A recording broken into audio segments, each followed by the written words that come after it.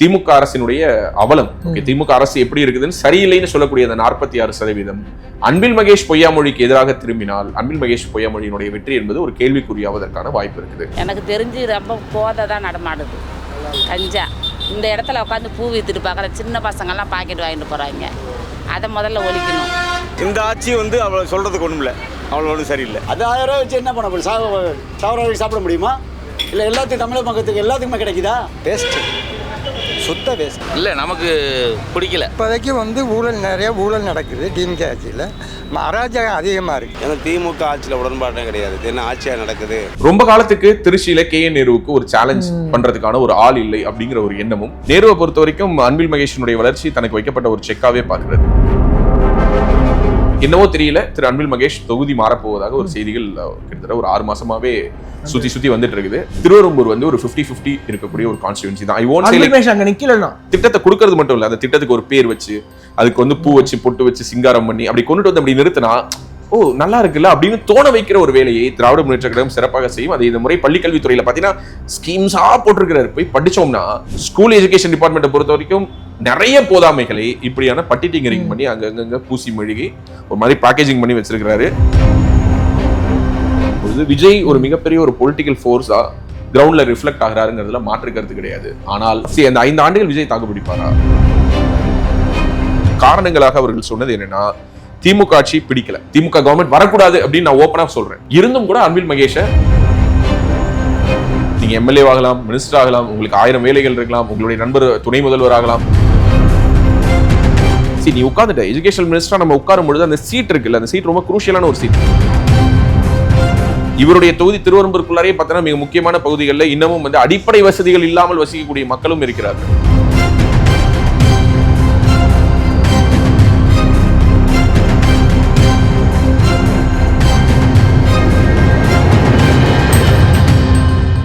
பேசு தமிழா பேசு நேயர்களுக்கு வணக்கம். இன்னைக்கு நம்மளுடைய எலெக்ஷன் சீரீஸ்ல திருவெரும்பூர் சட்டமன்ற தொகுதியினுடைய எங்களுடைய சர்வே ரிசல்ட்ஸை விரிவாக கலந்துரையாட போறோம். வணக்கம். வணக்கம் கிரண். திருவெரும்பூர் அன்பில் மகேஷ் பொய்யாமொழி அவர்களுடைய தொகுதி. நம்மளுடைய சர்வே முடிவுகள் வெளியாகி இருக்கு. அந்த பார்க்கறதுக்கு முன்னாடி அன்பில் மகேஷ் என்றவுடன் உங்களுக்கு வருவது எனக்கு ஃபர்ஸ்ட் நான் ஞாபகம் வருது உதயநிதி ரசிகர் மன்ற தலைவர் என்றால் அன்பில் மகேஷ். எல்லாருக்குமே அதுதான் ஞாபகம் வந்தது. அவர் MLA ஆகிறதுக்கு முன்னாடி MLA ஆகியுமே பல வருஷம் அதுதான் அவர் வேலையை பார்த்துட்டு இருந்தாரு. ஜோக்ஸ் அபார்ட், இது ஒரு ஃபேர் அனாலிசிஸாக பண்ணலாம்னு நினைக்கிறேன். ஏன்னா நம்ம இதுவரை பண்ண தொகுதியிலேயே நிறைய பேர் கூப்பிட்டு சொன்னது என்னன்னா, திமுக வெல்லுவாங்கங்கிற தொகுதியை வெல்லுவாங்கன்னு தான் சொல்றீங்க. ஒரு உதாரணத்துக்கு துறைமுகம் சொன்னோம், கொளத்தூர் சொன்னோம். அதற்கு பிறகு கடந்த தொகுதியாக நம்ம விராலிமலை ரிசல்ட்ஸ் டிக்ளேர் பண்ணும்பொழுது என்னங்க விஜயபாஸ்கர் வெல்வாருன்னு சொல்றீங்க, அங்கே அவரை வீழ்த்தவே முடியாதா அப்படின்லாம். பட் ஆக்சுவலாக என்னன்னா, அது கீழே நிறைய பேர் கமெண்ட் பண்ண மாதிரி எவ்வளவு ஓட்டுகள் வித்தியாசத்துல விஜயபாஸ்கர் வெல்வாருங்கிறது அங்க டிஸ்கஷனே தவிர. ஒருத்தர் கமெண்ட் போட்டிருந்தாரு, வெறும் 233 தொகுதிக்கு மட்டும் நீங்க எலெக்ஷன் நடத்துங்க, ஒன்று நடத்த வேணாம், செலவு மிச்சம் அப்படின்னு போட்டிருந்தாரு. ஸோ அப்படிதான் இப்போ திருவெரும்பூர் எடுத்துக்கிட்டோம் அப்படின்னா, அன்பில் மகேஷை பொறுத்த வரைக்கும் எல்லோருக்கும் பரிச்சயமான ஒரு பெயர். திருச்சியில அந்த திருச்சி மாவட்டத்தில் ஒருங்கிணைந்த மாவட்டத்தில் அவங்களுடைய குடும்பம் என்பது 3 தலைமுறையாக அரசியலில் கோலோச்சக்கூடிய ஒரு குடும்பம். அன்பில் அப்படிங்கிறது ஒரு சின்ன ஒரு வில்லேஜ், தெரியும் இல்லையா? ஆமா, அங்க பெருமாள் கோயில் கூட ரொம்ப ஃபேமஸ். ஆமா, ஸோ அங்க சுந்தரராஜ பெருமாள் கோயில் நினைக்கிறேன், ஒரு பெருமாள் கோயில் ரொம்ப ஃபேமஸ். பட் அன்பில்ங்கிறது ஒரு சின்ன ஒரு ஊர், லால்குடி பக்கத்துல. அன்பில் தர்மலிங்கம் கலைஞருடைய அமைச்சரவையில் அமைச்சராக இருந்திருக்கிறார். பல முக்கியமான துறைகள், விவசாயம் உட்பட பல முக்கியமான துறைகளை கையாண்டவர். அவருடைய காலத்திற்கு பிறகு ஒரு பெரிய ஒரு கேப், அன்பில் தர்மலிங்கம் இறந்ததற்கு பிறகு ஒரு பெரிய ஒரு கேப்க்கு பிறகுதான் பார்த்தீங்கன்னா அன்பில் மகேஷ் பொய்யாமொழியினுடைய அப்பா அன்பில் பொய்யாமொழி அவர்கள் திருச்சியிலிருந்து அவர் MLA-வாக தேர்ந்தெடுக்கப்பட்டார். ஆக்சுவலி இன்னைக்கு அன்பில் மகேஷ்க்கு இருக்கக்கூடிய இந்த அடையாளம் அதாவது நம்மளுடைய சர்வேல ஃபர்ஸ்ட் எல்லோரும் சொன்ன அந்த எளிதில் அணுகக்கூடியவர் அப்படின்னு சொன்னாங்க இல்லையா, அது அவங்க அப்பாவுடைய குணம். அவங்க வீடு கிராப்பட்டியில இருந்துச்சு. எனக்கு ரொம்ப நல்லா ஞாபகம் இருக்கு. என்னுடைய சித்தியினுடைய வீடு கிராஃபோர்ட்னு சொல்லுவாங்க, தமிழ்ல கிராப்பட்டிங்குவாங்க. திருச்சியில இருந்து பக்கத்துல திண்டுக்கல் மதுரை அந்த ரோடு ஆக்சஸ்ல இருக்கும். ஸோ அங்க எப்போது வேண்டுமானாலும் யார் வேணாலும் போயிட்டு அன்பில் மகேஷுடைய அப்பா அவர் அப்போ MLA-வா இருந்தாரு. ஸோ அவரை போயிட்டு பார்க்கலாம். 91ல நின்னாரு, ஆக்சுவலி தோத்துட்டாருன்னு நினைக்கிறேன், if I am not wrong. 96ல ஜெயிச்சாரு.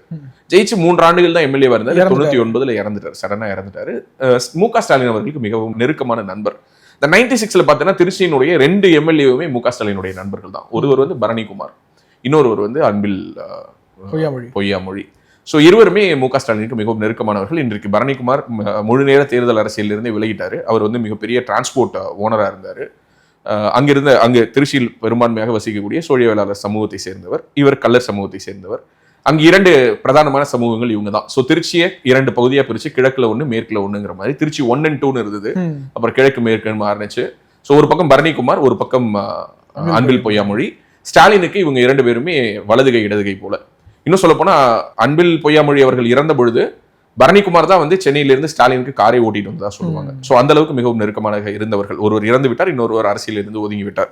இந்த பின்கதையெல்லாம் ஒரு பக்கம் நகர்த்தி வச்சுட்டு அன்பில் மகேஷுடைய அரசியல் என்ட்ரி அது முழுக்க முழுக்க உதயநிதிக்கும் அவருக்கும் இருந்த நெருக்கத்தின் அடிப்படையில் தான் வருகிறது.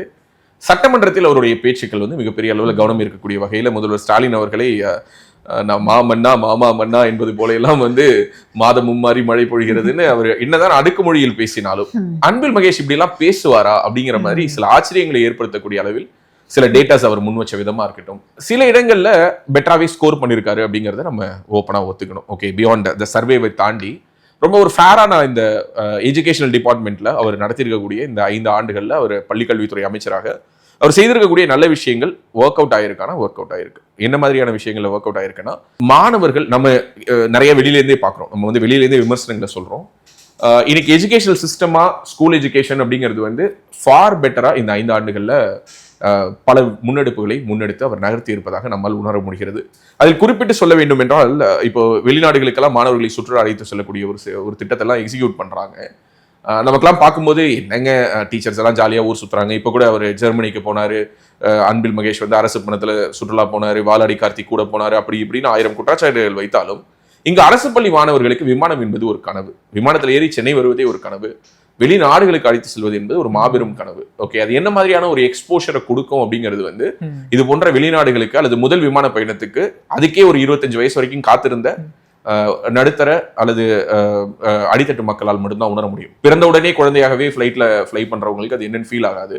ஸோ இப்படியெல்லாம் பார்க்கும் பொழுது இந்த மாதிரியான ஒரு சின்ன சின்ன நுட்பமான விஷயங்களை நம்ம கவனிக்கணும் அப்படிங்கிறத எகைன் திருவெரும்பூர் தொகுதியினுடைய ரிசல்ட் சொல்றதா நான் பார்க்குறேன். ஒரு உதாரணத்துக்கு நம்ம கடந்த பேட்டியில் கூட நம்ம வந்து விராலிமலை பற்றி பேசும்பொழுது அதில் ஏதோ ஒரு இடத்துல நான் ஒரு விஷயம் குறிப்பிட்டிருப்பேன். என்னன்னா, முன்னாடி வந்து தாத்தா டிவி கொடுத்துக்கிட்டே போனாரு, பின்னாடி வந்து பேரன் கேபிள் கனெக்ஷன் கொடுத்தாரு. ஆனால் அதையெல்லாம் தாண்டி தொலைக்காட்சி என்பது கனவாகத்தான் இருந்தது பல குடும்பங்களுக்கு. ஓகே, அப்படிப்பட்ட குடும்பங்களுக்கு தொலைக்காட்சியை கொண்டு சேர்த்ததில் ஒரு பங்கு இருக்கு.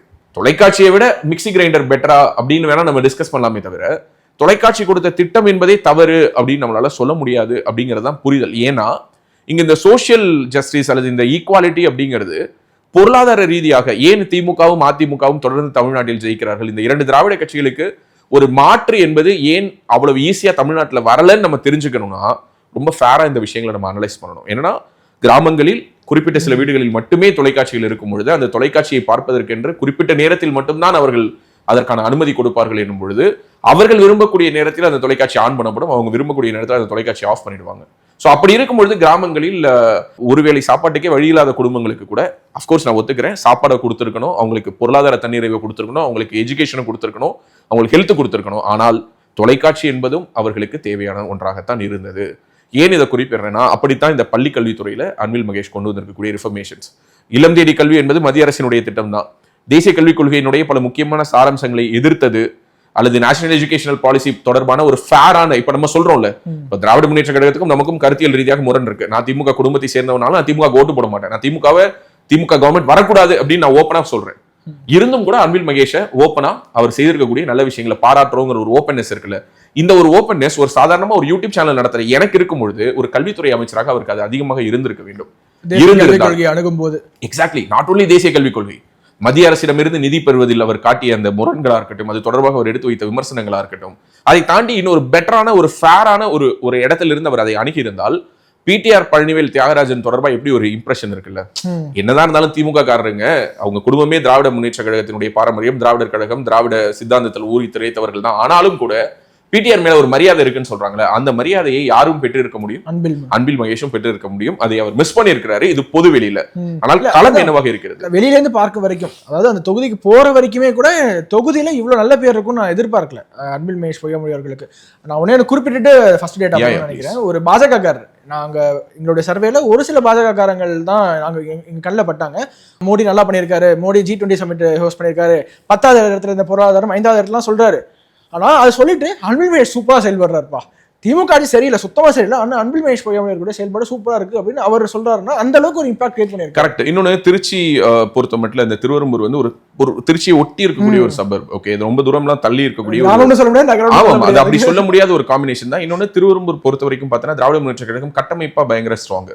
வெற்றி தோல்விகள் என்பது தேர்தலில் ஈக்குவேஷன்ஸா பார்த்தீங்கன்னா அங்க தொடர்ச்சியா ஒரே கட்சி வென்ற ஒரு வரலாறு கிடையாது. திமுக ஜெயிச்சிருக்கு, அதிமுக ஜெயிச்சிருக்காங்க, நடுவில் கூட்டணி கட்சியான கம்யூனிஸ்ட் ஒதுக்கி இருக்கிறாங்க. அங்க இருந்தா பாப்பா உமானத்னு சொல்லிட்டு ஒரு பெண் சட்டமன்ற உறுப்பினர் மார்க்சிஸ்ட் கம்யூனிஸ்ட் கட்சியினுடைய ஒரு முன்னோடி, அவங்களும் சட்டசபைக்கு வந்திருக்காங்க. இதெல்லாம் தாண்டி ஓவராலா ஒரு கான்ஸ்டுவன்சியா பார்த்தேன் அப்படின்னா மோர் ஆஃப் இண்டஸ்ட்ரியல் செக்டர் இருக்கக்கூடிய திருவெரும்பூர், அதை ஒட்டி இருக்கக்கூடிய பகுதிகளில் தான் இந்த பிஹெச்எல் உட்பட அனைத்து விதமான இந்த தொழிற்சாலைகள் அதெல்லாமே துவாக்கூடிய அதை ஒட்டி இருக்கக்கூடிய பகுதிகளில் வருது. அதே மாதிரி இவர் வந்து திருச்சி தெற்கு மாவட்டத்தினுடைய செயலாளராக இருக்கிறாரு. ஸோ திருச்சி தெற்குல வந்து 3 அசம்பிளிஸ் வருது, மணப்பாறை, திருச்சி கிழக்கு மற்றும் திருவெரும்பூர். இந்த 3 சட்டமன்ற தொகுதிகளுக்குமே அது வந்து திருச்சி தெற்குல தான் வருது. அதுல மாவட்ட செயலாளராக இருக்காரு. ரொம்ப காலத்துக்கு திருச்சியில KN நேருவுக்கு ஒரு சேலஞ்ச் பண்றதுக்கான ஒரு ஆள் இல்லை அப்படிங்கிற ஒரு எண்ணமும், ஒருவேளை KN நேருவே தான் கட்சி அல்லது KN நேரு வைக்கிறது தான் சட்டம், அவர் ஒரு குறுநில மன்னர் போல் திருச்சி ஆண்டு கொண்டிருக்கிறார் என்பதற்கு ஒரு செக் பாயிண்ட் வேணும். எவ்வளவுதான் அவர் நமக்கு லாயலா இருந்தாலும் அந்த லாயல்ட்டிக்கும் ஒரு செக் வைக்கணும் அப்படின்னு நினைக்கிறது தான் மேலிடத்தினுடைய வழக்கமா இருக்கும். அப்படி அவங்களுக்கு ஒரு நம்பகமான, அதே நேரத்தில் தன்னுடைய கைகளை மீறாத, இன்னொரு நேருவாக உருவாகாத, தங்களுடைய குடும்பத்தை சேர்ந்த ஒருவரை, ஆல்மோஸ்ட் இப்போ ஸ்டாலின் அவர்கள் வந்து மேடையில் பேசும்பொழுது என்னுடைய இன்னொரு மகன் போல அப்படின்னு சொல்லி குறிப்பிடுறாருன்னா அந்த அளவுக்கு தே ஆர் எமோஷனலி பாண்ட். அந்த பாண்டிங் வந்து 3 தலைமுறையா தொடர்கிறது. ஓகே, அன்பில் தர்மலிங்கம், கருணாநிதி, அதற்கு பிறகு அன்பில் பொய்யாமொழி, ஸ்டாலின், இப்ப அது அன்பில் மகேஷ், உதயநிதி என்று தொடர்கிறது. இது அடுத்த ஜெனரேஷன் கூட தொடரலாம். ஏன்னா அவங்களுக்கு வந்து இதெல்லாம் வந்து வழக்கம், இது அவங்களுடைய குடும்ப வழக்கம். பட் இது வந்து எந்த அளவுக்கு தொகுதியில ரிஃப்ளெக்ட் ஆயிருக்கு, அவர் வகித்த அந்த டிபார்ட்மெண்ட் அவர் எப்படி ஹேண்டில் பண்ணிருக்கிறாரு, மக்கள் இதை எப்படி பாக்குறாங்கிறதா நம்முடைய சர்வேவினுடைய முடிவு.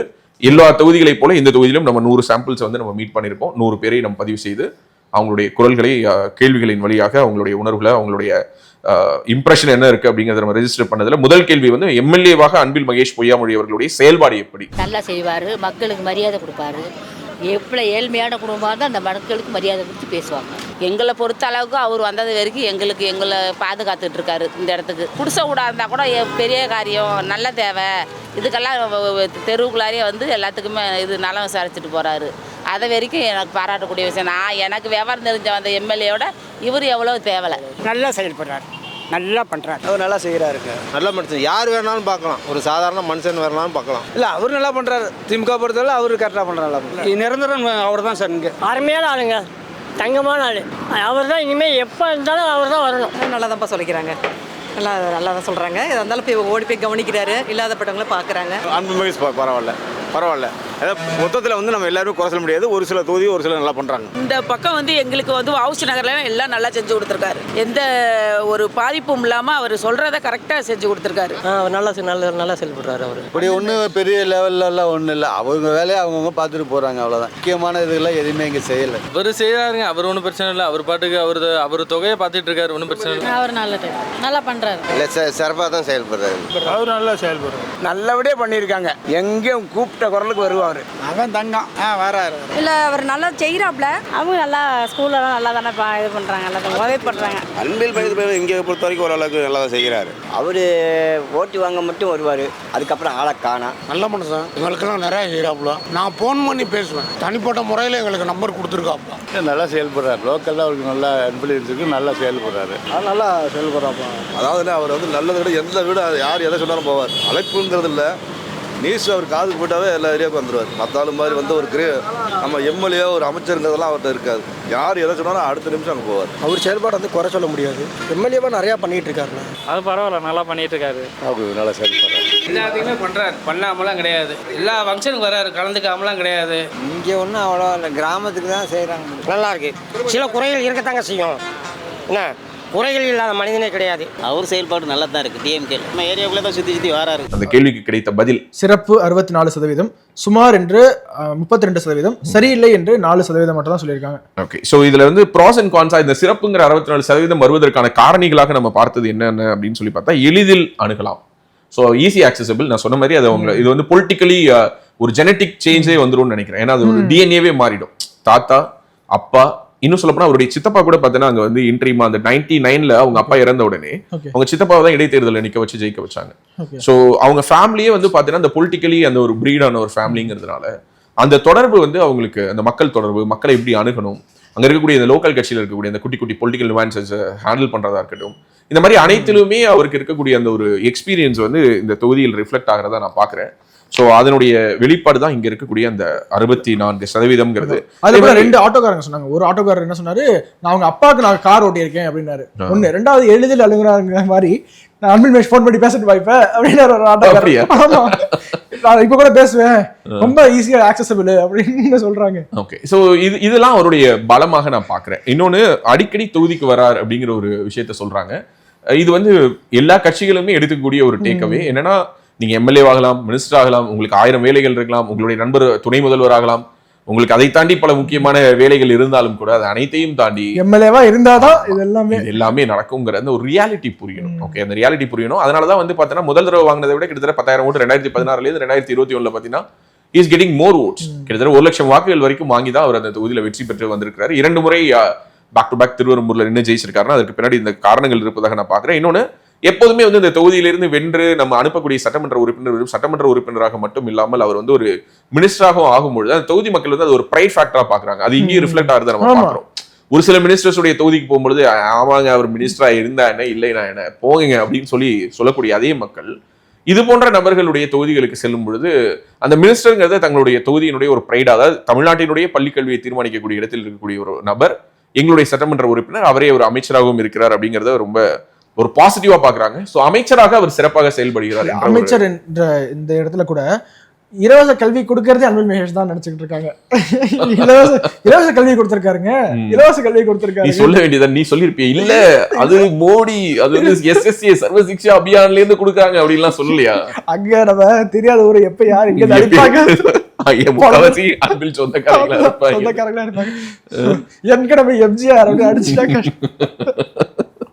தொகுதிக்கு பல நலத்திட்டங்களை செய்துள்ளார் அப்படிங்கிறதும் அவருடைய ஒரு ப்ராஸா இருக்கு. அதே மாதிரி எதிர்ப்பு அப்படிங்கிறதும் இருக்குது. அது இல்லாமலாம் இல்ல. இந்த சுமார்னு சொன்ன 32% சரியில்லை என்று சொன்ன ஒரு 4% சேர்த்தா ஒரு 36% வந்து அவர் மேல ஒரு ஒவ்வாமை இருக்கிறத நம்மளால பார்க்க முடியும். ஸோ ஒரு 1/3 அவர் வேணாம், அவரு சரியா செயல்படலைங்கிறாங்க. அவங்களுடைய காரணங்களாக அவர்கள் சொன்னது என்னன்னா, திமுக ஆட்சி பிடிக்கல ஓவராலா. அது கவர்மெண்ட் மேல இருக்கக்கூடிய கோவம். நான் ஏற்கனவே சொன்ன மாதிரி அந்த கவர்மெண்ட் மேல இருக்கக்கூடிய கோவங்கிறது என்னவா இருக்கலாம்னா, ரேஷன் கடையில அவன் பொருள் வாங்க போகும்பொழுது அவன் கேட்ட பொருள் இல்லாமல் இருந்ததா கூட இருக்கலாம், ரேஷன் அரிசி மோசமா இருக்கிறதா இருக்கலாம், அல்லது பொங்கல் பரிசு தொகுப்பு கொடுக்காதா இருக்கலாம், அல்லது பிங்க் பஸ் சரியான இடத்துல நிறுத்தி ஏத்தி இறக்கி விடாம போனதா இருக்கலாம். இப்படி என்னவா வேணாலும் இருக்கலாம். இந்த சின்ன சின்ன விஷயங்கள் இருக்கு இல்லையா, இது வந்து தமிழ்நாடு முழுக்க ரிஃப்ளெக்ட் ஆகுறத நம்மளால பார்க்க முடியுது. அந்த மகளிர் உரிமை தொகை, இவங்க சொன்ன நகைக்கடன் தள்ளுபடி, தாலிக்கு தங்க திட்டத்தை நிறுத்தினது, இந்த மாதிரி இவங்க நலத்திட்டங்களா, அதாவது நான் நல்லது பண்றேன்னு நினைச்சு இவங்க பண்ண விஷயங்கள், அல்லது இவங்க நல்லது பண்றதா சொல்லி கொடுத்த ப்ராமிசஸை இவங்க நிறைவேற்றாததன் காரணமாக கூட இந்த எதிர்ப்புகள் இருக்கதான் நம்ம பார்க்கலாம்.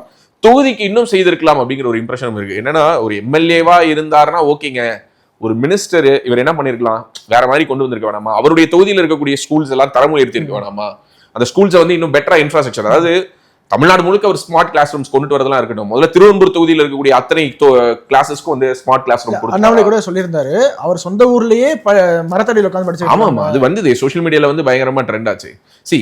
அவருடைய சொந்த தொகுதியில் மட்டுமல்ல, தமிழ்நாடு முழுவதும் இருக்கக்கூடிய பல அரசு பள்ளிகள்ல கழிப்பிட வசதி மிகவும் கவலைக்கிடமான சூழலில் இருக்கிறது. ஓகே, முக்காவாசி பள்ளிக்கூடங்கள்ல அரசு பள்ளிகள்ல கழிப்பிட வசதி, மாணவர்களுக்கு போதுமான ஆய்வக வசதி, மாணவர்களுடைய வகுப்பறைகளை ஸ்மார்ட் கிளாஸ் ரூமா இம்ப்ரூவ் பண்றதுக்கான அந்த முன்னெடுப்புகள் இதெல்லாமே வந்து சுணக்கமாகத்தான் இருக்கிறது. அதை இன்னும் வேகப்படுத்தி இருக்கலாம். அதான் நான் ஏற்கனவே சொல்றேன், இதற்கெல்லாம் காரணம் என்னன்னா விஷனரியா இருக்கணும். நீ உட்காந்துட்ட எஜுகேஷன் மினிஸ்டரா நம்ம உட்காரும் பொழுது அந்த சீட் இருக்குல்ல, அந்த சீட் ரொம்ப குரூஷியலான ஒரு சீட். நீங்க தான் எதிர்காலத்தை தீர்மானிக்கிறீங்க. அடுத்த 5 ஆண்டுகள் வந்து உங்க கையில் கொடுக்கப்பட்ட இந்த 5 ஆண்டுகள்ங்கிறது வந்து ரொம்ப ப்ரெஷியஸ். நீங்க வந்து நேரடியா உங்களுடைய துறை மூலமாக நீங்கள் எதிர்கால சந்ததியினரை நீங்க தீர்மானிக்கிறீங்க. நிறைய மினிஸ்ட்ரிஸ் அப்படி கிடையாது. போக்குவரத்து துறை அமைச்சர் வந்து எதிர்காலத்தை தீர்மானிக்க போறது கிடையாது.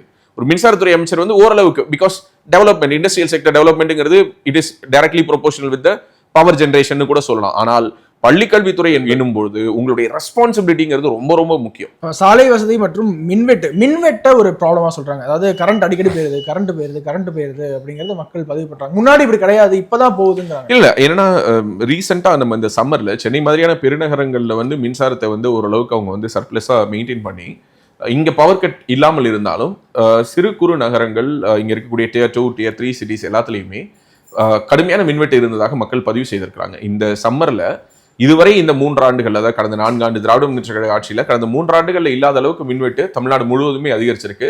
சென்னையில இந்த மின்வெட்டு அதிகமாச்சுன்னா அது ஊடகங்கள்ல உடனடியாக ரிஃப்ளெக்ட் ஆகும், சோஷியல் மீடியால ரிஃப்ளெக்ட் ஆகும்னு சொல்லி இன்ஸ்ட்ரக்ஷனே எப்படி கொடுத்துருக்காங்கன்னா, இங்க பாருங்க, சென்னையை விட்டுருங்க, சென்னையை விட்டு எங்க வேணாலும் கட் பண்ணுங்க, அதெல்லாம் பாத்துக்கலாம். ஏங்க சென்னை விட்டு மத்த இடத்துல கட் பண்ணா என்னங்க, ஏங்க இங்க மட்டும் தாங்க ட்விட்டர்ல எழுதுவாங்க, உடனே வீடியோ எடுத்து, ஆமா இங்க உடனே வீடியோ எடுத்து போடுவானுங்க. மத்த ஊர்ல எல்லாம் அப்படி கிடையாது, அமைதியா இருப்பானுங்க. மத்த ஊர்ல எல்லாம் என்ன பண்ணுவானுங்கன்னா, பக்கத்து வீட்டுல போயிட்டு கரண்ட் இல்லையான்னு கேட்பாங்க, இல்லன்னு உடனே ஆஃப் ஆயிடுவானுங்க.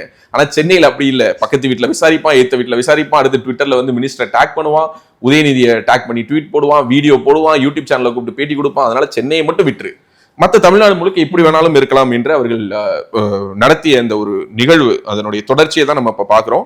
ஸோ சாலை வசதி மற்றும் மின்வெட்டு அங்க ஒரு பெரிய ஒரு கன்சர்னா இருக்குது. ஏன்னா நான் சொன்ன மாதிரி இப்ப திருச்சி கிழக்கு வந்து பார்த்தேன் அப்படின்னா திருச்சி முனிசிபல் கார்பரேஷனோட லிமிட்குள்ளாரே வந்துடும். It is comparatively better. But Manapparai அப்படிலாம் பார்த்தேன்னா, அதை நான் சொல்றது தொகுதியாக சொல்ல, இவருடைய ஆளுகைக்கு கீழே, இவர் மாவட்ட செயலாளராக இருக்கக்கூடிய தொகுதியிலே பார்த்தோன்னா மணப்பாறை ஸ்டில் அண்டர் டெவலப்டா தான் இருக்கு. இவருடைய தொகுதி திருவெரும்பூருக்குள்ளாரே பார்த்தோன்னா மிக முக்கியமான பகுதிகளில் இன்னமும் வந்து அடிப்படை வசதிகள் இல்லாமல் வசிக்கக்கூடிய மக்களும் இருக்கிறார்கள். ரொம்ப அடித்தட்டு மக்கள்களும் இங்க வாழ்ந்து கொண்டிருக்கிறார்கள். டெய்லி வேஜஸ் ஒர்க் பண்றவங்களும் இருக்காங்க. ஸோ இப்படியான கலவையான ஒரு விஷயத்தெல்லாம் பார்க்கும்பொழுது some action has to be taken, இன்னும் கொஞ்சம் பெட்டரா செயல்பட்டிருக்கலாம் என்பதுதான் நம்ம புரிந்து கொள்ள வேண்டியதா இருக்குது. இரண்டாவது கேள்வியாக நம்ம முன்வைத்தது என்னன்னா, மீண்டும் வெல்வாரா? ஆமா, அடுத்த 3ஆம் ட்ரிப் அவர் தான் ஜெயிக்கக்கூடிய வாய்ப்பு இருக்குங்க. கண்டிப்பா இருக்கும் அவங்களுக்கு. ஜெயிப்பார் சார், கண்டிப்பா. அவர் எத்தனை முறை இருந்தாலும் ஜெயிப்பாரு, ஒரு தடவை இல்லை. அவர் இருக்கிறவரை அவர் தான் இந்த தொகுதியில் ஜெயிப்பார்ப்பா, ஜெயிப்பார், கண்டிப்பா ஜெயிப்பார். கண்டிப்பா வாய்ப்பு இருக்கு ஜெயிக்கிறதுக்கு. ஜெயிக்கிறது என்னன்னு தெரியலண்ணே, அது 99% கம்மி தான் நினைக்கிறேன். வாய்ப்பு இருக்கு, அவருக்கு இந்த தொகுதி கொடுக்குறாங்களான்னு தெரியல, வாய்ப்பு இருக்கு, சான்ஸ் இருக்கு. திரும்பி அவர் 50 லட்சம் ஓட்டில் ஜெயிப்பார்.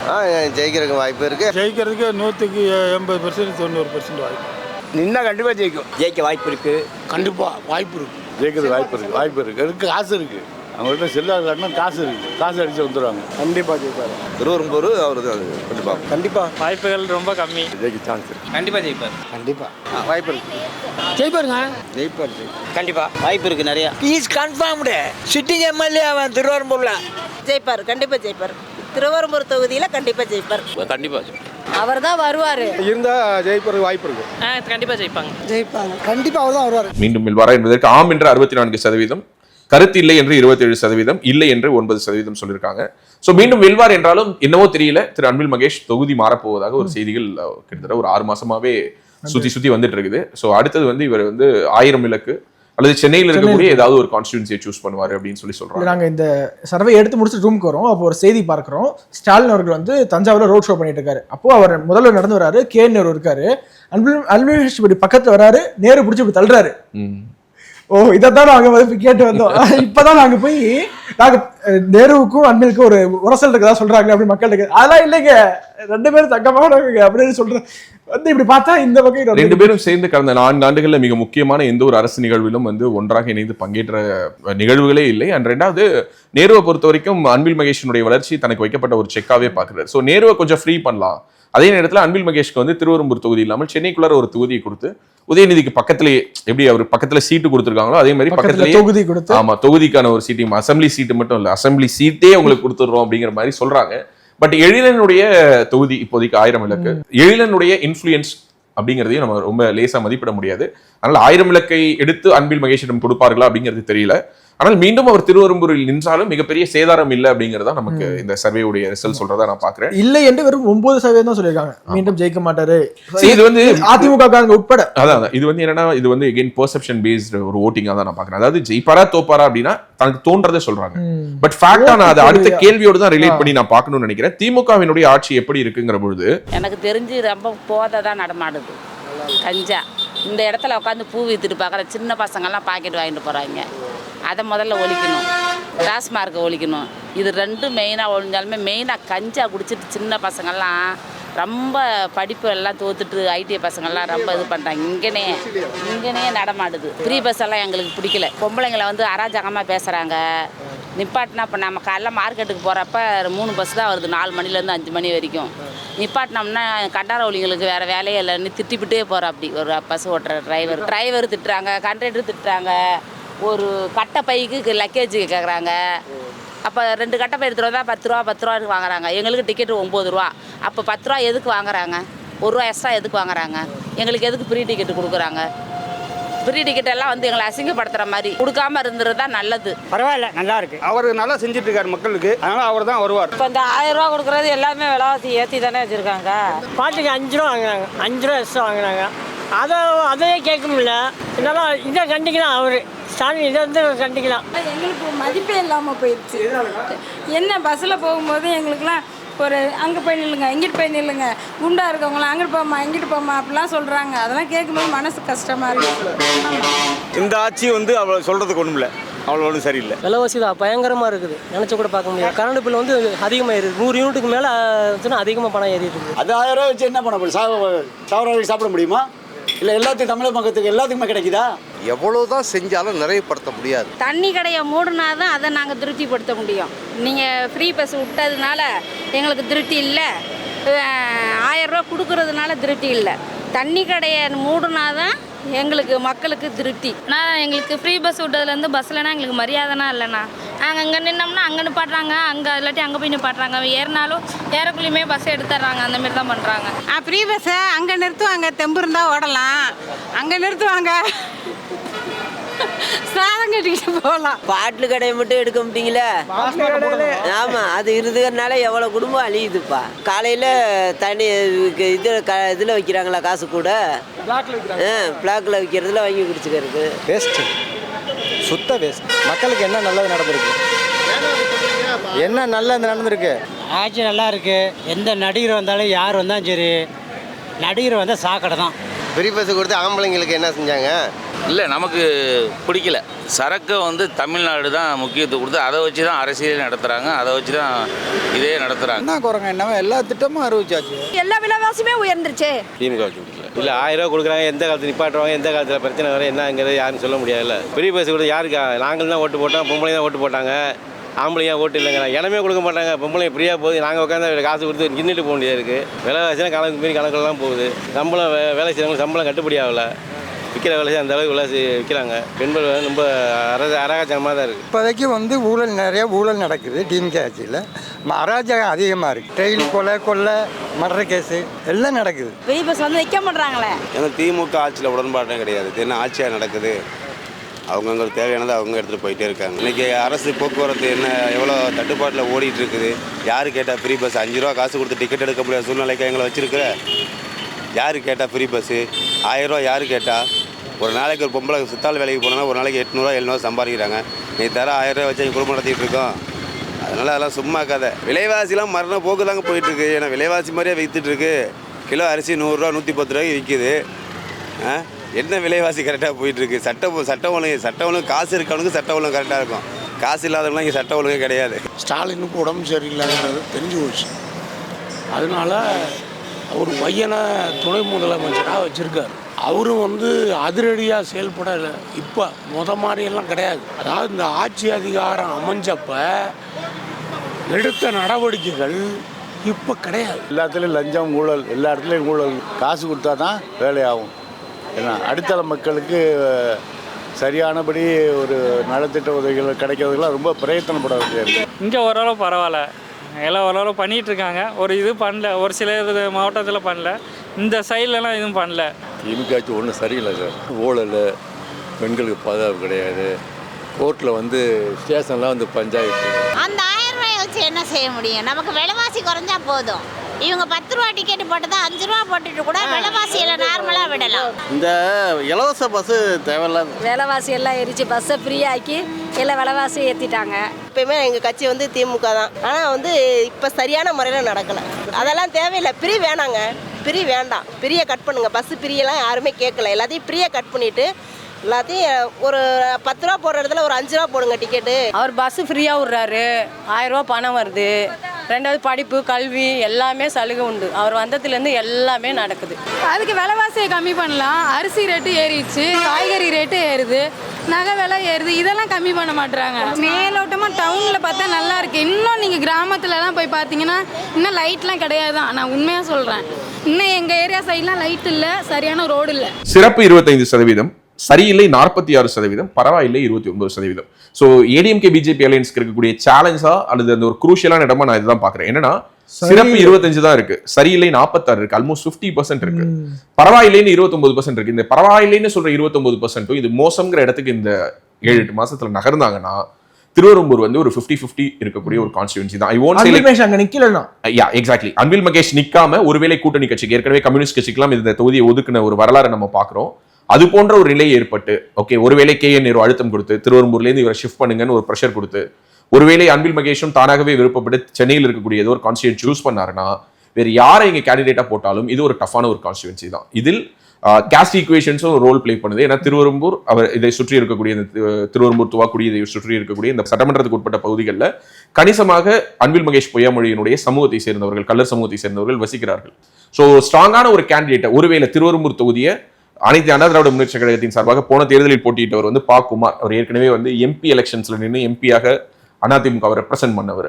அவரும் முக்குளத்தூர் சமூகத்தை சேர்ந்தவர் தான். அவரோ அல்லது TTV தினகரனுக்கு ஒதுக்கப்பட்டு அவரின் சார்பாக யாரோ ஒரு வேட்பாளரோ நிறுத்தப்பட்டால் ஒரு சரியான ஒரு கேண்டிடேட், மறுபடியும் சொல்றேன், கேண்டிடேட் பிளேஸ் ஏ வைட்டல் ரோல். அன்பில் மகேஷ் இல்லை என்ற ஒரு சூழல் வந்தால் அங்கு வேறொருவரை திமுகவோ அல்லது திமுக கூட்டணி கட்சியோ நிறுத்தினால் அவருக்கு எதிராக ஒரு சரியான கேண்டிடேட்டை ஃபீல்டு பண்ணா ஒரு 50-50 இந்த தொகுதியில ஸ்கோப் யாருக்கு இருக்குன்னா ADMK BJP NDA அலையன்ஸ்க்கு இருக்குங்கிறத நம்மளால மறுக்க முடியாது. ஸோ திமுகவினுடைய ஆட்சி எப்படி இருக்குங்கிற பொழுது சரியில்லைன்னு சொன்ன 46% மக்கள் அவங்க வந்து ப்ரோஸாவும் கான்ஸாவும் பாசிட்டிவாவும் சொல்லியிருக்காங்க மகளிர் உரிமை தொகையை, நெகட்டிவாவும் மகளிர் உரிமை தொகையை சொல்லியிருக்காங்க.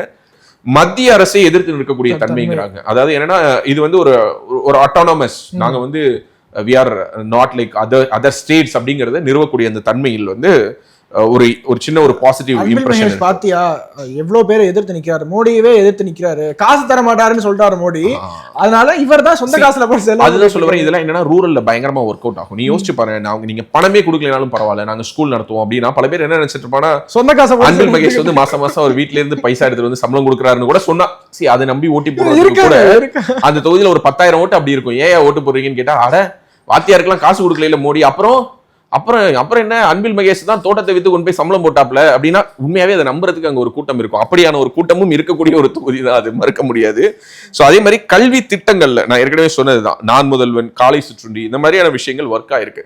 எப்போதுமே திமுகவினுடைய ஒரு பெரிய பிளஸ் இதுதான் கிரண். என்னன்னா அவங்க வந்து ஒரு இதை பேக்கேஜ் பண்றதுல அவங்க வந்து நல்ல ஒரு திறமை வாய்ந்தவர்கள். ஒரு திட்டத்தை கொடுக்கறது மட்டும் இல்லை, அந்த திட்டத்துக்கு ஒரு பேர் வச்சு அதுக்கு வந்து பூ வச்சு பொட்டு வச்சு சிங்காரம் பண்ணி அப்படி கொண்டுட்டு வந்து அப்படி நிறுத்தினா ஓ நல்லா இருக்குல்ல அப்படின்னு தோண வைக்கிற ஒரு வேலையை திராவிட முன்னேற்ற கழகம் சிறப்பாக செய்யும். அது இந்த முறை பள்ளிக்கல்வித்துறையில பாத்தீங்கன்னா ஸ்கீம்ஸா போட்டிருக்கிறாரு. போய் படிச்சோம்னா அந்த திட்டம் இந்த திட்டம் நான் முதல்வன் கலை சிற்பி என்னென்னவோ போட்டு வச்சிருக்கிறாரு. அது எந்த அளவுக்கு இம்ப்ளிமெண்ட் ஆயிருக்கு அப்படிங்கறத பாக்குறத தாண்டி அது பேருக்கே மயங்கிடலாம். அதுதான் சொல்ல வரேன். இது வந்து என்னன்னா இது வந்து ஒரு பேக்கேஜிங், மீடியா டேர்ம்ஸ்ல சொல்லணும்னா அது ஒரு பேக்கேஜிங். நீ எவ்வளவு அழகாக சமைத்தாலும் நீ பரிமாறுறதுல இருக்குல்ல, நீ பரிமாறுறதுல வந்து அப்படி அள்ளி விசிறினா நல்ல சாப்பாடு சாப்பிடறதுக்கே நமக்கு மனசு போயிடும். ஏன்டா ஒழுங்காதான் வைய, எவ்வளவு அப்படி விசிறி அடிச்சுட்டு போறேன்னு. அந்த மாதிரி ஸ்கூல் எஜுகேஷன் டிபார்ட்மெண்ட்டை பொறுத்த வரைக்கும் நிறைய போதாமைகளை இப்படியான பட்டிட்டிங்கரிங் பண்ணி அங்கங்க பூசி மெழுகி ஒரு மாதிரி பேக்கேஜிங் பண்ணி வச்சிருக்காரு. மது மற்றும் போதைப் பொருள் புழக்கம் வந்து ஒரு பெரிய ஒரு சேலஞ்சா எடுத்த 3 தொகுதிகளில் இது மட்டும்தான், இந்த தொகுதியில் மட்டும்தான் டாஸ்மாக் போதைப் புழக்கத்தை மக்கள் அட்லீஸ்ட் டச் ஆகுது பண்ணாங்க. அதாவது பெண்களா இருக்கட்டும் இல்லை ஆண்களாக இருக்கட்டும் எல்லாரும் என்ன தெரியுமா சொல்றாங்க, ரொம்ப ஈஸிலி ஆக்சசபிளா இருக்கு ட்ரக்ஸ். டாஸ்மாக்ல 24 மணி நேரம் குடிச்சு கெட்டு போறாங்க. அதே மாதிரி விலைவாசி மற்றும் மின்கட்டண உயர்வை பற்றியும் ஒரு கன்சர்ன் அவங்க பதிவு பண்ணிருக்காங்க. இது எல்லாத்தையும் தாண்டி இந்த சொத்து வரி உயர்வுங்கிறது வந்து கிரவுண்ட்ல ரிஃப்ளெக்ட் ஆகும் நம்ம எதிர்பார்த்தோம். அது எங்கேயுமே பெருசா ரிஃப்ளெக்ட் ஆகல அப்படிங்கிறது நம்ம இடத்துல ஒரு டேக்கேவா எடுத்துக்க வேண்டியது இருக்கு.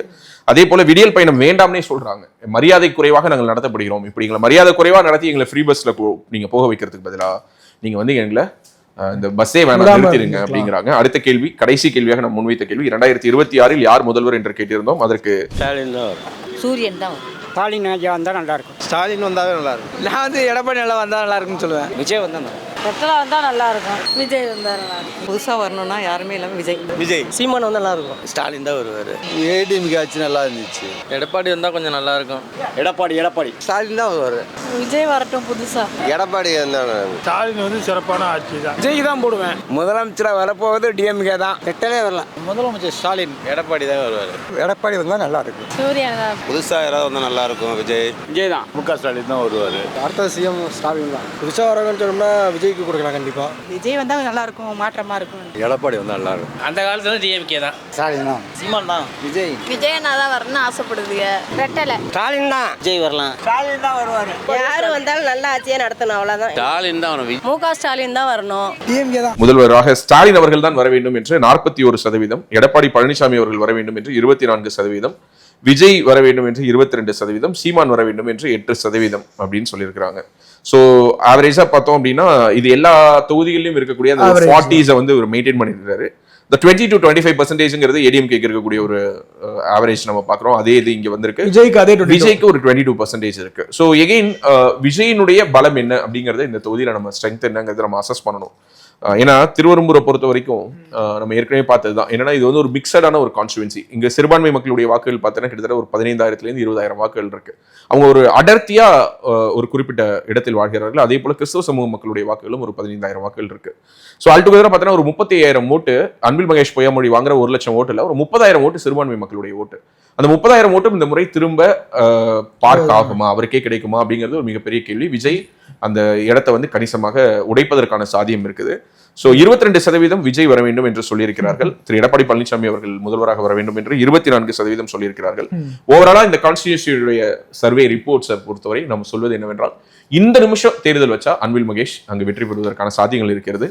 ஆனால் அந்த தொகுதி வேண்டாம் என்று அவர் நினைப்பதற்கான காரணம் என்னன்னா அது நம்மளுடைய கேள்வியிலே இருக்குது. என்னன்னா திமுக அரசினுடைய அவலம். திமுக அரசு எப்படி இருக்குதுன்னு சரியில்லைன்னு சொல்லக்கூடிய அந்த 46% அன்பில் மகேஷ் பொய்யாமொழிக்கு எதிராக திரும்பினால் அன்பில் மகேஷ் பொய்யாமொழியினுடைய வெற்றி என்பது ஒரு கேள்விக்குறியாவதற்கான வாய்ப்பு இருக்குது.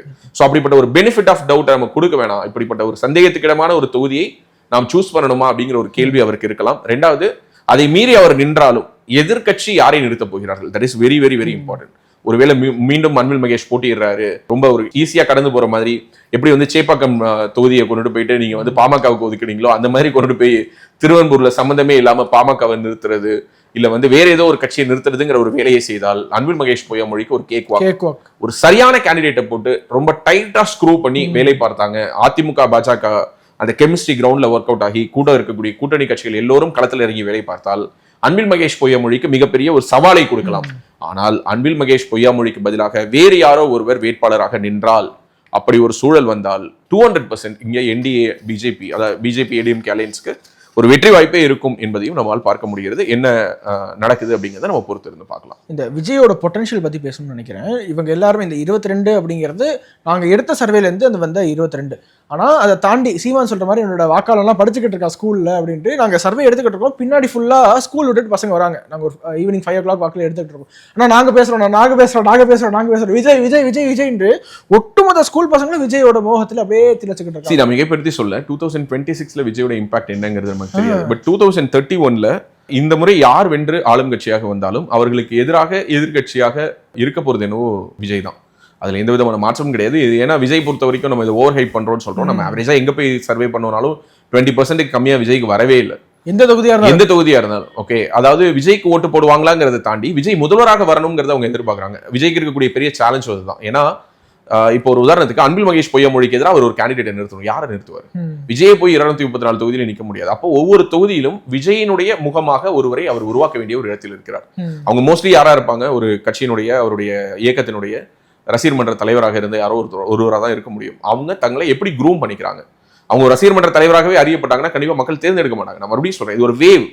இந்த வேவ் வந்து விஜய்க்கு இருக்கலாம், விஜய் ஜெயிக்கணும்னு நினைக்கலாம். ஆனா விஜய் கட்சியினுடைய வேட்பாளர்கள் எல்லா இடத்துலயும் ஜெயிப்பாங்களா? வேலுமணிக்கு எதிராக யாரை நீங்க வேட்பாளரை நிறுத்துவீங்க? தங்கமணிக்கு எதிராக யாரை வேட்பாளரை நிறுத்துவீங்க? மா சுப்பிரமணியத்துக்கு எதிராக நீங்க யாரை நிறுத்துவீங்க? சேகர் பாபுக்கு எதிராக யாரை நிறுத்துவீங்க? அங்க ஒரு பெயர்கள்னு ஒண்ணு இருக்குல்ல. இந்த தமிழ்நாடு வந்து பெயர்களை எல்லாம் பார்த்து அவர்கள் வீழ்ந்த கதையெல்லாம் பார்த்திருக்கு. இப்போ உதாரணத்துக்கு ஜெயலலிதா அவர்களை வந்து சுகவனம் வீழ்த்தினாரு. But the case is completely different. 1996 elections completely வேற. அதை ஒரு உதாரணமா எடுத்துக்கிட்டு எக்ஸெப்ஷன்ஸ் ஆர் நாட் எக்ஸாம்பிள்ஸ் சொல்லுவாங்க. அந்த மாதிரி அது ஒரு விதிவிலக்கு. விதிவிலக்கு என்பது விதி அல்ல. சோ ஜெயலலிதா தோத்தாங்க, ஜெயலலிதா சுகவனம் தோக்கடிக்கல. ஏன்னா அது 1996 எலெக்ஷன். அப்போ எலெக்ஷன்ஸோட ஈக்குவேஷன்ஸே வேறையா இருந்தது. அதற்கு பிறகு ஜெயலலிதா அவர்களை தோற்கடிக்க முடிந்ததா? ஜெயலலிதா என்னவாக எழுந்து நின்றார்? இப்படியான ஒரு கேள்வியை முன்வைக்கணும். சோ அதே மாதிரி ஒரு இங்க தோல்வியை சந்திக்காத ஒரு தலைவர்னு யாருமே கிடையாது. எல்லோருமே இங்க தோல்வியை சந்திச்சிருக்கிறாங்க. ஸோ அந்த காரணிகளை எல்லாம் ஒப்பிட்டு நம்ம பார்க்கும் பொழுது விஜய் ஒரு மிகப்பெரிய ஒரு பொலிட்டிக்கல் ஃபோர்ஸா கிரவுண்ட்ல ரிஃப்ளெக்ட் ஆகிறாருங்கிறதுல மாற்றுக்கிறது கிடையாது. ஆனால் இப்ப இந்த தலைமுறை அடுத்து ஒரு 5 வருஷத்துல கண்டிப்பா வாக்காளர்களா ஆயிருவாங்க. அதான் சொல்றேன், இந்த 5 வருஷம் வரைக்கும் விஜய் தாக்கு பிடிக்கணும். அந்த 5 ஆண்டுகள் விஜய் தாக்கு பிடிப்பாரா? விஜய் தாக்கு பிடிப்பாருன்னா எப்படி தாக்கு பிடிப்பாரு? ஸோ அவருடைய கட்சி இந்த தேர்தலில் எத்தனை வாக்கு சதவீதம் வாங்கும்? அலையன்ஸ்க்கு போவாங்களா மாட்டாங்களா? அலையன்ஸ் வச்சா யார் கூட வைப்பாங்க? ஒருவேளை வைக்காம அவங்க களத்துக்கு போய் ஒருவேளை சீமானை விட குறைவாக வாக்குகள் வாங்கிட்டா அவருடைய பொலிட்டிக்கல் ஃபியூச்சர் என்னவா இருக்கும்? இப்ப நீ சொல்ற இந்த ரசிகர்கள் எல்லோருமே வாக்காளர்களாக மாறும்பொழுது அவங்க முதல் வாக்கு வந்து விஜய்க்கு தான் போடுவாங்களா? அவங்களுடைய வாக்கு அவங்களே தீர்மானிப்பாங்களா? இப்படி பல கேள்விகள் இருக்கு. ஸோ அதனால நம்ம வந்து கூட்டத்தில் வந்து கத்துறாங்க, அல்லது இந்த முதல்வருடைய விழாவில் வந்து ஒருத்தர் விஜய் கட்சி எடுத்து காட்டினாங்க. இது எதுவுமே ஒரு கட்சிக்காரன் செய்யற வேலை கிடையாது, ரசிகர் செய்யறது. ஸோ இங்க கட்சிங்கிறது வேற. ஒரு பூத்தை கையாள்வது எப்படி என்பதை பழக்குவதற்கே அவங்களுக்கு இன்னும் ஒரு தேர்தலோ 2 தேர்தலோ தேவைப்படும். ஓகே, ஸோ ஒரு பூத் ஏஜென்ட்டா இருக்கிறவங்க முதல்ல உள்ளார என்னென்ன தேவையான பொருட்கள் எடுத்துட்டு போகணுங்கிறத சொல்லலாம். ஆனா உள்ளார போய் செய்யறதுன்னு ஒண்ணு இருக்குல்ல, டிஃபரெண்ட். ஓகே, ஸோ இது போல ஒவ்வொரு இடத்திலும் சொல்றேன், நான் அவங்களை குறைச்சு மதிப்பிடல. ஒரு கட்சி வந்திருக்கிறாங்க, மிகவும் உத்வேகத்தோடு செயல்படுறாங்க, பாராட்டுறேன், அதெல்லாம் ஓகே. பட் அதை தாண்டி சவால்கள் இருக்கானா இருக்கு. அதனால விஜய்க்கு காட்டக்கூடிய நம்பர்ஸ் அல்லது விஜய் மேல ப்ரொஜெக்ட் ஆகக்கூடிய நம்பர்ஸ்ங்கிறத நான் தமிழக வெற்றி கழகத்துக்கான நம்பர்ஸா நான் எடுக்கல. இது தனிப்பட்ட முறையில விஜய்க்கான ஒரு இமேஜ். எப்படி நாம் தமிழர் என்பது இப்ப சீமான் நிக்கிறாரு, இப்ப சீமான் வாங்கக்கூடிய வாக்குகள் நாம் தமிழர் எங்க வேறுபடுதுன்னு நான் சொல்றேன். இப்ப சீமான் வந்து 50,000 ஓட்டு வாங்குறாரு, சீமானுக்கு ஈக்குவலாவோ அல்லது இணையாகவோ ஆல்மோஸ்ட் மேட்ச் பண்ற மாதிரி ஒரு 30,000 ஓட்டை, 35,000 ஓட்டை தூத்துக்குடியில போட்டியிடுற ஒரு வேட்பாளரால் வாங்க முடியுது. ஓகே, அந்த அளவுக்கு அந்த தூத்துக்குடிக்குள்ளார லோக்கல்ல அத்தனை இஷ்யூஸ்லயும் அவர் போய் நின்றுக்கிறார். முத்துராஜ் நினைக்கிறேன் அவரோட பேர், எனக்கு if I am not wrong. So அவரால் அந்த வாக்குகளை இணையாக வாங்க முடியுது. யாரே தெரியாத ஒரு மைக்கேல்னு சொல்லிட்டு ஒரு வேட்பாளரால் சோழிங்கநல்லூர்ல 30,000 ஓட்டு வாங்க முடியுது. ஓகே, ஸோ அப்போ இதெல்லாம் வந்து எதனால விழக்கூடிய ஓட்டுனா இது வந்து ஐடியாலஜிக்கலி ட்ரிவன் ஓட்ஸ். ஸோ அப்படி விஜய்க்குன்னு ஐடியாலஜிக்கலி ட்ரிவனா ஒரு ஓட் பேங்க் இருக்குதாங்கிறத டெஸ்ட் பண்றதுக்கே நமக்கு இன்னும் 2 எலெக்ஷன் ஆகும். ஸோ அதனால விஜய்க்கு வரக்கூடிய நம்பர்ஸை நான் அண்டர் எஸ்டிமேட் பண்ணல. நான் அடிக்கடி சொல்றது தான், விஜய் அண்டர் எஸ்டிமேட் பண்ற பார்ட்டிஸ் வந்து தங்களை அண்டர் எஸ்டிமேட் பண்ணிக்கிற மாதிரி அவங்க அதுலேருந்து ஒரு பாடம் தான் கத்துக்க போறாங்க. ஆனால் திருவரம்பூரை பொறுத்தவரை நான் 200% என்னால் சொல்ல முடியும், ஒரு டிவிகே வேட்பாளரால் ஜெயிக்க முடியாது. என்னால் கான்ஃபிடென்ட்டா சொல்ல முடியும், ஒரு டிவிகே வேட்பாளர் திருவரம்பூரில் வெல்ல முடியுமா? முடியாது. அதை என்னால் எழுதி கையெழுத்து போட்டு தர முடியும். பட் விஜயே போய் அங்க நின்னார்னா கூட விஜய்க்கு அங்க இருக்கக்கூடிய காஸ்ட் ஈக்குவேஷன்ஸ், விஜய்க்கு அங்க இருக்கக்கூடிய மற்ற கட்சி சோஷியலி அங்க இருக்கக்கூடிய எக்கனாமிக்கலி நிலவக்கூடிய விஷயங்கள், வேறுபாடுகள், இது தொடர்பாக என்ன கிளாரிட்டி இருக்கும்னு கேட்டீங்கன்னா it's a big question mark. So அதனால் விஜய் வெல்வார். நின்றால் இந்த தேர்தல் அவர் நின்னார்னா விஜய் ஜெயிப்பார். 234 தொகுதியில எப்படி விஜய் பாஸ்கரோட ஒரு தொகுதியை நம்ம கழிச்சிட்டு விராலிமலையை கழிச்சிருவோம் அப்படின்னாங்களோ அது மாதிரி விஜய் நிக்கிற தொகுதியை நான் கழிச்சிடுறேன். விஜய் எங்க நின்னாலும் ஜெயிப்பார். ஓகே, ஒரு மார்ஜின்லயாவது ஜெயிச்சிருவார். கமல் ஜெயிச்சாரு, சாரி வானதி ஜெயிச்சாங்க இல்லையா, கமலை தோக்கடிச்சாங்க இல்லையா, அந்த மாதிரி சொற்பமான 100-200 ஓட்டு, 500-1000 ஓட்டு வித்தியாசத்திலேயாவது விஜய் ஜெயிப்பார். விஜய் சட்டமன்றத்துக்கு போவார். நின்றால் வென்றால் கண்டிப்பாக செல்வார். ஆனால் விஜய் கட்சியை சேர்ந்தவர்கள் எவ்வளவு பேர் வெல்வாங்க அப்படின்னு கேட்டீங்கன்னா it's a big question. So போட்டி என்பது நாம் தமிழருக்கும் தாவேகாவுக்கும் இடையில் கூட அமைந்து விடலாம். இன்னும் 8 மாசம் இருக்கு. இன்னைக்கு நம்ம பார்த்துட்டு இருக்கோம், இந்த வீடியோ ரெக்கார்ட் ஆகும் பொழுது ஜஸ்டிஸ் ஃபார் அஜித் குமார் அப்படின்னு சொல்லிட்டு ஒரு ட்ரெண்ட் ஆகுது. அதிமுக பாஜக 2 கட்சிகளும் தான் அந்த குரலை பெரிய லெவலில் எடுத்துட்டு போறாங்க. தாவேகா அறிக்கை கொடுத்திருக்காங்க, கம்யூனிஸ்ட் கொடுத்திருக்காங்க, விடுதலை சிறுத்தைகள் கண்டிச்சிருக்காங்க. அதெல்லாம் தாண்டி இதை ஒரு பொலிட்டிக்கல் மூவ்மெண்டா மாத்துறதுக்கு 2 பெரும் கட்சிகள் அண்ணா திராவிட முன்னேற்ற கழகம், பாரதிய ஜனதா கட்சியால தான் முடிஞ்சிருக்கு. ஸோ இந்த இடத்துல தாவேகாவுடைய ரோல் என்ன?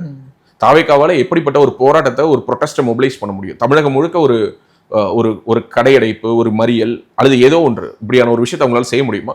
வெதர் அது பொதுமக்கள் விரும்புறாங்களா, இதுதான் இன்றைக்கு பாலிடிக்ஸா, இதெல்லாம் டிஸ்கஷன் அண்ட் டிபேட், இதுக்குள்ளார நான் போக விரும்பல. பட் தமிழகம் முழுக்க அவங்களுடைய ஸ்ட்ரென்த் என்ன? முடியுமாங்கிற ஒரு கேள்விக்கு அவங்க கிட்ட பதில் இருக்கா? களத்துக்கு வருவாங்களா? அரெஸ்ட் ஆவாங்களா? ஒரு நாள் ஃபுல்லா மண்டபத்தில் உட்கார வச்சா அவங்களுடைய தினசரி தொழில்கள், அவங்களுடைய லைஃப் ஸ்டைல் பாதிக்காம இருக்குமா? அதுக்கு தயாரா இருக்காங்களா? அந்த கட்சிக்காரங்க எந்த அளவுக்கு மொபிலைஸ் ஆவாங்க? ஒரு கிரௌட் ஒரு இடத்துல மொபிலைஸ் ஆகணும்.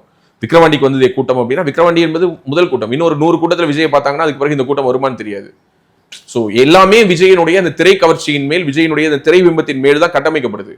அந்த திரை பிம்பத்தை எடுத்துட்டு நான் இனிமேல் நடிக்க போறதில்லைன்னு சொல்றாரு இல்லையா, அந்த மாதிரி இவர் நடிக்கிறத விட்டு வெளியில வந்ததற்கு பிறகு விஜயை ஒரு லீடரா எப்படி அக்செப்ட் பண்றாங்கிறத நம்ம பொறுத்து இருந்தா பார்க்கணும். ஒவ்வொரு மாதமும் 1 கோடிக்கும் அதிகமான பார்வையாளர்களை சென்று சேரும் பேசு தமிழா பேசு சேனலில் உங்கள் நிறுவனத்தை விளம்பரப்படுத்த வேண்டுமா? திரையில் தெரியும் எண்ணை இப்போதே தொடர்பு கொள்ளுங்கள். கருப்போடு அணிஞ்சிட்டு காலபைரவர் வழிபாடு, அதை தொடர்ந்து அவங்க செய்து வர அவங்களுக்கு இந்த தோஷம் அடிபட்டு. அந்த பேர் பவர்ஃபுல்லாக இருந்தாக்கா இவங்க பவர்ஃபுல்லாக இருப்பாங்க. அந்த பேர் ஒரு பவர்லெஸ்ஸாக இருந்தால் இவங்க பவர்லெஸ் ஆயிடுவாங்க. பைரைட்டுங்கிறது ஒரு நல்ல சக்தி வாய்ந்த கல். இந்த கல்லை நம்ம பயன்படுத்தும் போது நமக்கு பணம் வரும். இந்த வடக்கு பகுதியும் கிழக்கு பகுதியும் ஒரு தொழில் நிறுவனத்திற்கு தவறாக அமைந்தால் மிகப்பெரிய அளவில் கடனை கொடுக்கும்.